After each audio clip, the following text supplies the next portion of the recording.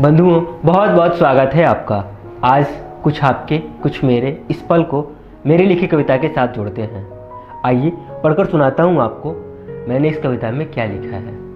ठीक है, एक बात कहूँ तो मैं जब कविताएं लिख लेता हूँ तो जो पास होते मैं उनको सुनाता हूँ। जब मैंने ये कविता अपनी सुप्रभात सुनाई तो उन्होंने ये कहा, ये कविता तो चौथी पाँचवीं क्लास की कविता जैसी लग रही है।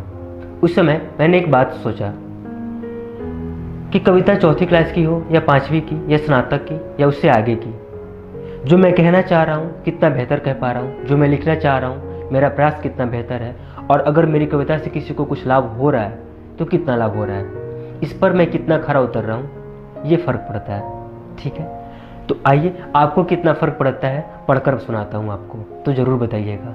ठीक है, आइए। सुप्रभात।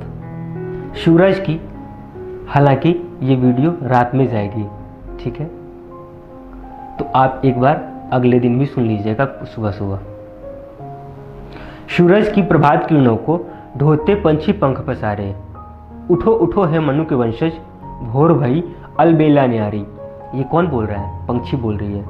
सूरज की प्रभात किरणों को ढोते पंछी पंख पसारे, क्या कह रहे हैं? उठो उठो है मनु के वंशज, भोर भई अलबेला न्यारी। खबर मिली है दानों की, बस कोस मात्र भर है दूरी। पंछी खुद को बता रहे हैं, खबर मिली है दानों की, बस कोस मात्र भर है दूरी। प्रस्थान करो तुम अपने अंश पर, कि वंश शाम को बाट जोहती। मतलब पंछी ये कह रही है कि मैं तो अपने अंश पे जा रही हूँ, तुम भी अपने अंश पर जाओ। क्यों? क्योंकि जब शाम को जब घर पे आओ तो अपने बच्चे को कुछ दे सको, कुछ खिला सको। वही लिखा, खबर मिली है दानों की, बस कोस मात्र भर है दूरी। प्रस्थान करो तुम अपने अंश पर, कि वंश शाम को बाट जोहती। अब अगर मान लिया कि हम बाहर गए काम करने के लिए ही, या पंछी ही अगर दाने के लिए जा रही हैं, अब रास्ते में अड़चने तो आएंगी, जाहिर सी बात है।